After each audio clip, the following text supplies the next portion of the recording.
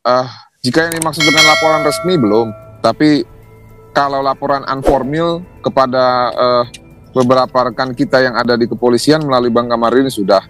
Nah, nanti mungkin secara formilnya akan menyusul untuk segera dilaporkan, begitu. Dalam pekan ini? Pekan depan maksudnya? Segera, sesegera mungkin. Oke, segera ya. Siapa saja yang akan dilaporkan? Minimal 2 orang ini, Bang Yasir, terhadap saksi Susi ataupun saksi Kodir. Dan mungkin satu lagi nanti ya, mungkin ya, itu Damianus. Oke, tentu harus ada bukti yang disertakan dalam pelaporan ini. Buktinya sudah disiapkan? Ya, kami sudah bertemu dengan para peserta sidang ya, ataupun hadirin sidang yang menonton persidangan. Karena kan di 184 KUHP itu hanya mengenal 5 alat bukti, saksi, ahli, surat, petunjuk, dan keterangan terdakwa ya. Jadi tetap membutuhkan saksi. Nah, kita sudah diskusi dengan beberapa peserta sidang yang melihat jalannya persidangan terhadap ketiga orang saksi ini. Dan jumlah saksinya lebih dari 2 orang.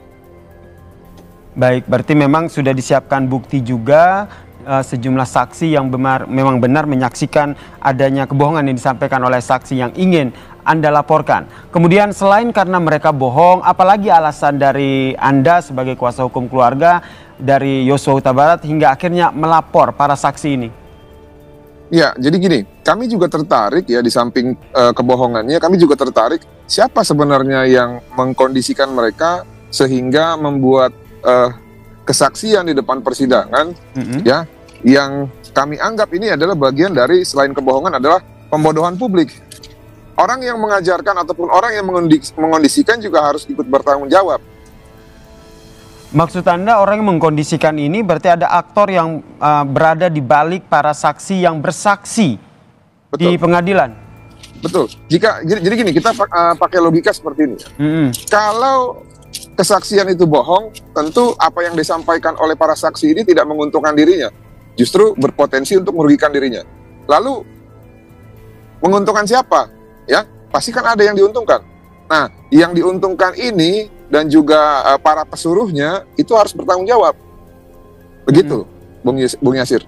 Berarti secara tidak langsung Anda menyasar pada timnya Ferdi Sambo dan juga Putri Candrawati, Bang? Ya bisa saja, karena kan mereka membuat kesaksian untuk siapa? Sebenarnya kan mereka ini kan saksi e-charge, ya. Saksi yang memberatkan terhadap konteks surat dakwaan pasal 340, 338. Namun faktanya justru di samping memberikan kesaksian sesuai fakta yang mereka lihat, mereka alami ataupun mereka dengar sendiri, mereka juga ada dugaan ya, dugaan keras menambahkan informasi yang bohong gitu. Bahkan juga terhadap keterangan fakta juga sempat mau mereka pelintir dan akhirnya mereka rubah ya dalam beberapa kali pertanyaan, sehingga patut diduga keras bahwa memang kesaksian mereka itu bohong. Bahkan keyakinan hakim dalam persidangan ya, melalui satu pernyataannya, satu ataupun 2 pernyataan, mengatakan bahwa salah satu saksi itu bohongnya keterlaluan gitu ya. Sehingga berujung pada Anda menduga bahwa ada aktor yang berperan di balik ataupun mereka ada orang oknum lah yang mengatur kesaksian yang disampaikan oleh ART dari Ferdi Sambo dan juga Putri Candrawati ini ya. Buktinya sudah konkret atau masih dugaan saja nih, Bang? Buktinya saat ini baru mengenai apa yang mereka sampaikan di depan persidangan.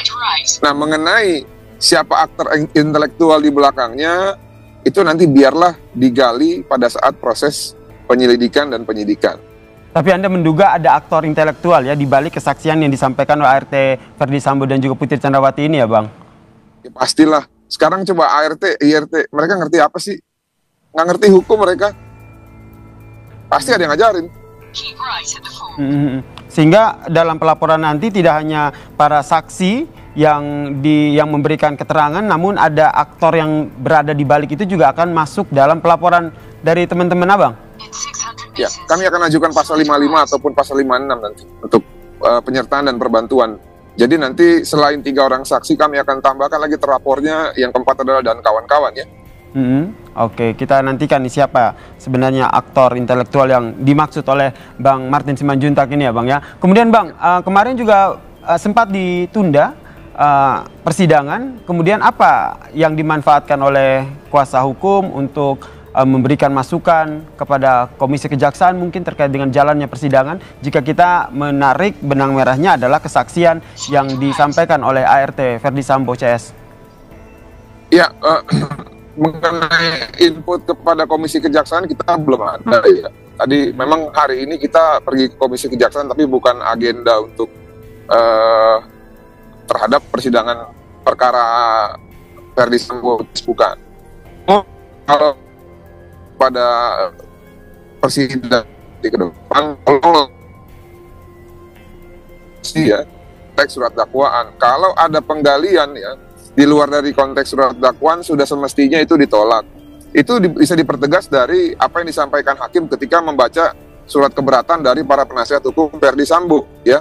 Dia kan mengatakan hakim ini bahwa kalian ingin menggali pandangan lain mengenai kepribadian Joshua, silakan, tapi hadirkan saksi AD charge gitu ya. Dan kalian gali dari saksi AD charge tersebut. Nah, sekarang ini kan masih dalam tahap pemeriksaan saksi yang memberatkan ataupun saksi e-charge. Ya, harus dibatasi gitu ya. Jangan sampai nanti saksi e-charge yang memang dihadirkan oleh jaksa ini yang memang ya dari segi modal mereka memiliki relasi kuasa dengan para terdakwa, itu justru memberikan keterangan yang di luar dari konteks dakwaan dari jaksa penuntut umum. Nah, saya pikir di sini ya selaku yang menghadirkan saksi, rekan-rekan dari jaksa itu bisa langsung mengajukan interupsi apabila ada pertanyaan-pertanyaan yang di luar dari konteks surat dakwaan. Nah, itu yang kami harapkan gitu ya, Bang Yasir.